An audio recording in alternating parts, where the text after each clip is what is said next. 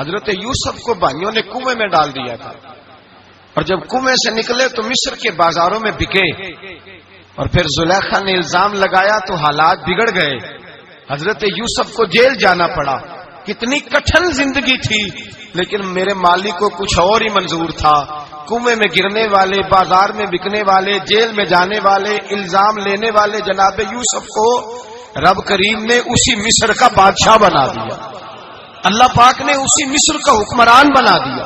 یاری تیری سونا پر ازمائشاں تیریاں اگ، اے سونا پرکھیا جامد آئی پہلو نال اگاں دے لگ، اس کے لیے تھوڑا سا جتن کرنا پڑتا، تھوڑے کٹھن حالات سے گزرنا پڑتا، تھوڑی آزمائشوں کا روپ دیکھنا پڑتا۔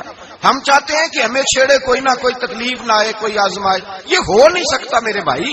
نامی کوئی بغیر مشقت نہیں ہوا، 100 بار جب عقیق کٹا تب جا کر نگی ہوا۔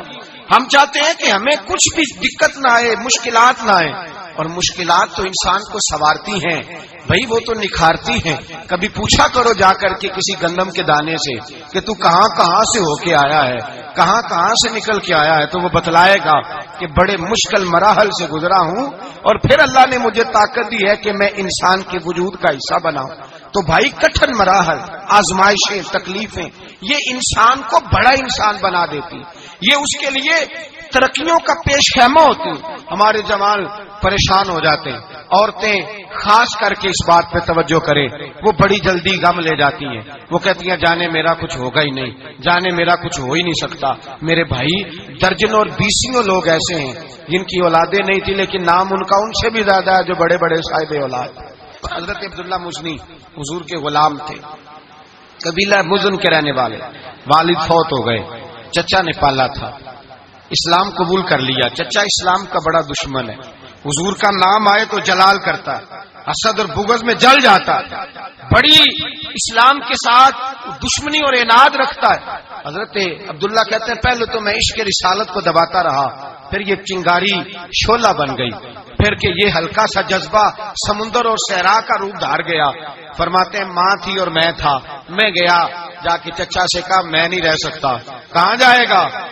تو میں نے دھیمے لہجے میں کہا میں مدینے جاؤں گا، اب میں رسول اللہ کے مدینے جاؤں گا، اب میرا گزارا نہیں ہوتا، اب میں جاؤں گا۔ کہتے ہیں چچا کہنے لگا اچھا وہاں جائے گا، تجھے میں نے پالا، میں نے پوسا، وہ مکان میں نے تجھے بنا کے دیا، تیری جیب میں جو پیسے ہیں میرے دیے ہوئے ہیں۔ کہتے ہیں میں نے کہا چچا میں سارا کچھ سوچ کے آیا ہوں، مکان بھی تو رکھ لے، پیسے بھی رکھ لے۔ کہتے ہیں اس نے ہر چیز رکھوا لی۔ جب پلٹنے لگا تو چچا کہنے لگا جو کپڑے تو نے پہنے ہیں یہ بھی میں نے خرید کے دیے تھے۔ حضرت عبداللہ فرماتے ہیں میں نے وہ کپڑے بھی اتار کے دیے، برہنہ حالت میں میں ماں کے پاس گیا اور میں نے کہا اماں میں پہلے بھی تو ننگا پیدا ہوا تھا، تو نے ہی کپڑے پہنائے تھے، میرا پھر بدن ننگا ہو گیا ہے، کپڑے دے دے۔ کہتے ہیں 2 بیبیوں والے کپڑے اماں نے دیے، ایک میں نے تامت باندھ لی، دوسرا اوڑھ لیا اور مدینے پہنچا۔ کہتے ہیں جب میں ٹھنڈی رات مدینے پہنچا تو کالے رنگ کے حبشی غلام حضرت بلال دودھ کا پیالہ لیے کھڑے تھے، ہاتھ میں کھجوریں تھی، کمبل تھا، کہنے لگے آ جا آ جا، مصطفیٰ نے فرمایا تھا قبیلہ مزن سے میرا غلام آ رہا ہے، میں ساری رات سے تیرا انتظار کر رہا ہوں۔ حضرت جناب سیدنا عبداللہ رضی اللہ تعالیٰ عنہ فرماتے ہیں میری مشکل آسان ہوئی، فرماتے ہیں مجھے مدینے میں اعزاز مل گیا، مجھے عزت مل گئی، ہر آدمی میری قدر کرنے لگا۔ گویا بزرگ کہتے ہیں کہ حضرت عبداللہ دعا کرنے لگے کہ اے اللہ تو نے مجھے بڑی شان دی ہے مصطفیٰ کی گود میں، اگر اسی رحمت کے چھاؤں میں پردہ کر جاؤں تو میری بات بن جائے گی۔ حضرت عبداللہ کا وصال بھی رسول اللہ کی گود میں ہی ہو گیا، گود میں نہ کوئی رشتہ دار، نہ کوئی تعلق دار، نہ کوئی ہمسایا اپنا، نہ کوئی چچا، نہ کوئی ماموں، شہر میں تنہا اسی کسے دے کچھ نہیں جے لگ دے تے نہ کوئی ساڈا دردی، تنہائی۔ جنازہ اٹھا تو اٹھانے والے کون؟ ابو بکر صدیق، فاروق اعظم، عثمان غنی، مولا علی، حسنین کریمین جنازے میں شامل۔ میرے رسول پاک صلی اللہ علیہ وسلم نے جنازہ پڑھایا، دیکھو مشکل کاٹی تھی تو آسانی کا رنگ دیکھو، آسانی کا انداز دیکھو۔ حضرت سیدنا ابو دردہ رضی اللہ تعالیٰ عنہ ارشاد فرماتے ہیں مدینے میں رواج تھا کہ جب قبر میں اتارنے لگتے تھے تو قریبی رشتہ دار اتارا کرتے تھے، اور عبداللہ کا تو رشتہ دار ہی کوئی نہیں تھا مدینے میں، کون اتارے؟ فرمایا جب قبر میں اترنے لگے تو حضرت ابو بکر صدیق اور حضرت عمر فاروق اتر گئے کہ ہم قبر میں اتارتے ہیں. رسول اللہ نے فرمایا تم باہر نکلو. تم کیوں قبر میں گئے ہو؟ باہر آؤ. کہتے ہم باہر آئے تو اللہ کے رسول اندر گئے. فرمایا کون کہتا ہے اس کا کوئی نہیں، میں جو موجود ہوں. کون کہتا ہے کوئی نہیں؟ فرمایا رکھو میرے ہاتھوں پہ. کہتے ہیں حضور کے دست مبارک پہ رکھا اور باہر کھڑے ہم رشک کرنے لگے کہ واہ اللہ تیرا آسانی دینے کا رنگ. آسانی اس نے مشکل برداشت کی تو رب نے مصطفیٰ کے قدموں میں آسانی عطا فرمائی. پسے اور حضور نے قبر میں رکھا، نبی پاک نے. میرے دادا مرشد کہتے ہیں عشق سرکار کی ایک شمع جلا لو دل میں، بعد مرنے کے قبر میں بھی اجالا ہوگا. اور میرے اعلیٰ حضرت فرماتے ہیں لحد میں عشق رخ شاہ کا داغ لے کے چلے.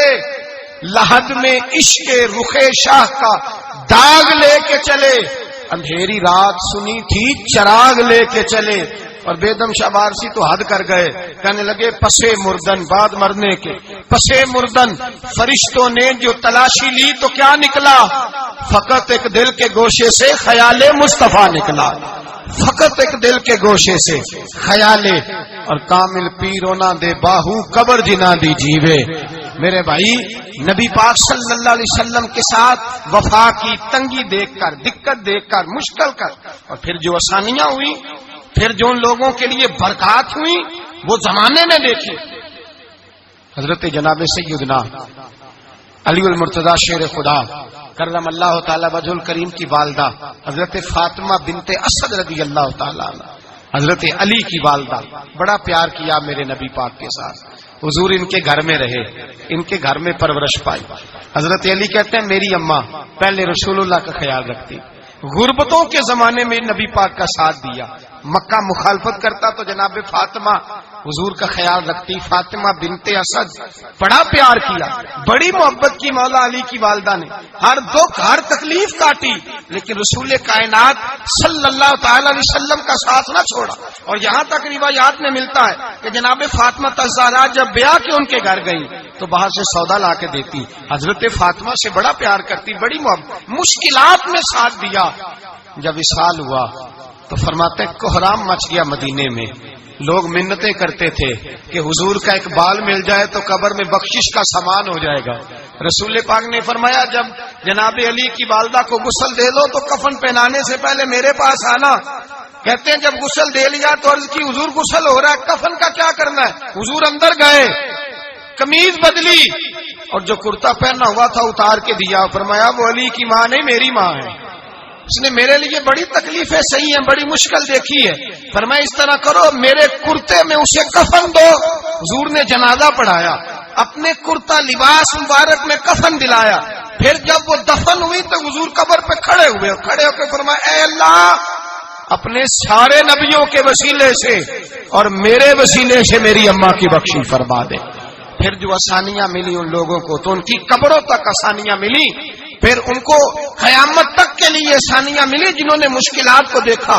اور بھائی جو سوئے رہے، جو آرام کرتے رہے، جنہوں نے مناسب ہی نہ سمجھا کوئی کٹھن مرحلہ طے کرنا، جنہوں نے کہا نہ نہ نہ نہ ہم تو سکھ کے ساتھی ہیں، ہم تو سکون کے ساتھی ہیں، بھائی ہم تو سلوٹ کے ساتھی ہیں. جب موجیں لگیں گی تو دوڑ کے پہنچیں گے، کہیں گے ہمارا بھی تعلق بنتا ہے، ہماری بھی رشتہ داری ہوتی ہے، ہمارے بھی رابطے ہوتے ہیں، پھر دوڑ کر کے پہنچیں گے. اصل ساتھی وہ ہوتا ہے جو دکھ کا ساتھی ہوتا ہے، آزمائش کا ساتھی، مشکلات تجھے اونچا اڑاتی. حضرت سلمان فارسی کہتے ہیں میں نبی پاک کی تلاش میں نکلا تھا، حضور کی تلاش میں نکلا اور میں نے کئی سال حضور کو ڈھونڈا.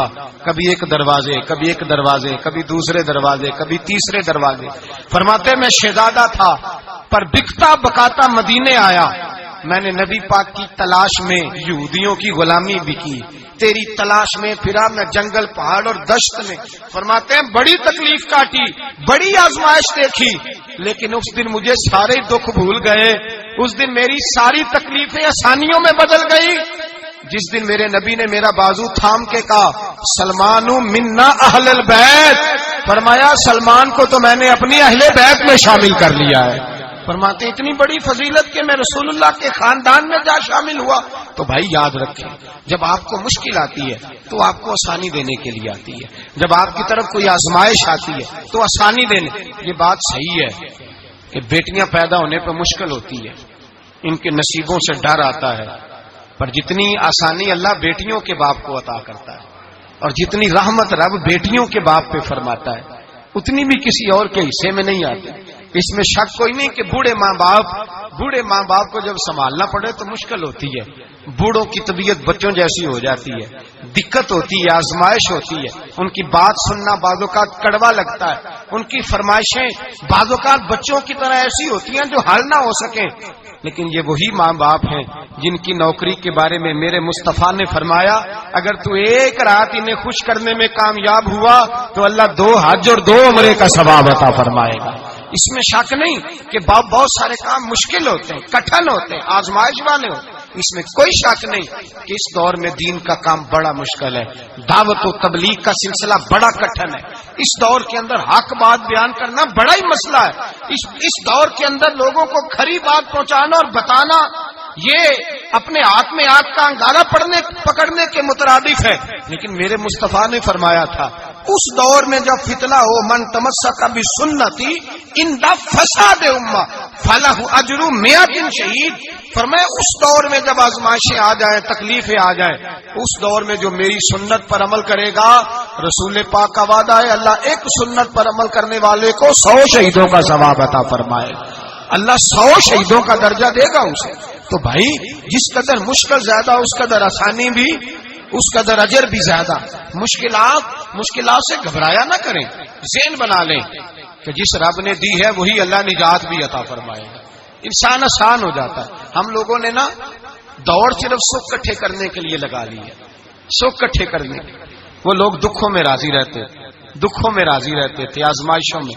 ہمارا دعویٰ ہے رب رسول سے پیار کا، اور میرے حدیث بخاری میں ہے فرمایا جو مجھ سے جتنا زیادہ پیار کرے گا اتنا اس کی طرف مشکل زیادہ آئے گی۔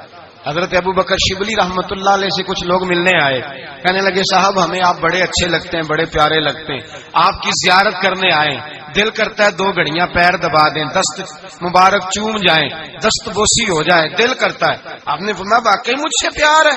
کہا حضور بڑا پیار ہے۔ فرمایا سوچ لو کا صاحب بڑا پیار، پھر سوچ لو کا بڑا پیار ہے۔ حضرت ابو بکر شبلی دیوانے سے آدمی تھے، پتھر اٹھائے روڑے اور زور زور سے ان لوگوں کو مارنے شروع کر دیے، دوڑ گئے، کہنے لگے بابا تو پاگل ہو گیا ہے۔ جب دوڑے تو حضرت ابو بکر شبلی فرمانے لگے بس تم تو کہتے تھے ہمیں پیار بڑا ہے، کہا حضور کیا مطلب؟ آپ فرمانے لگے اگر تمہیں مجھ سے پیار ہوتا تو میرے روڑے کھا کے میرے دروازے پہ مر جاتے، کبھی میرا ساتھ چھوڑ کے نہ جاتے۔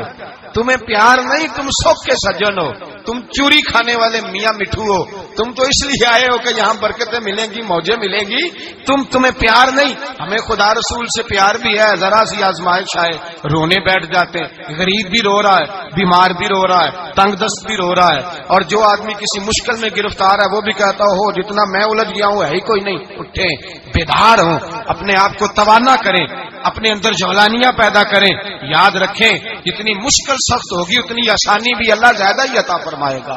اللہ تعالیٰ زیادہ اور وعدہ کیا اللہ پاک نے فَإِنَّ مَعَ الْعُسْرِ يُسْرًا إِنَّ مَعَ الْعُسْرِ يُسْرًا، فرمایا اگر میں تمہیں ایک مشکل دوں گا تو میں تمہیں 2 آسانیاں عطا فرماؤں گا۔ اللہ تعالیٰ ڈبل آسانی دیتا ہے اگر کسی پر مشکل ڈالتا ہے۔ اپنے آپ کو کمزور نہ کریں، ذہن بنائے دکھ سہنے کا، مزاج بنائیں تکلیف برداشت کرنے کی، پھر یہ مشکل نہیں ہوگا، پھر آسانی سے بندہ گزر جائے گا۔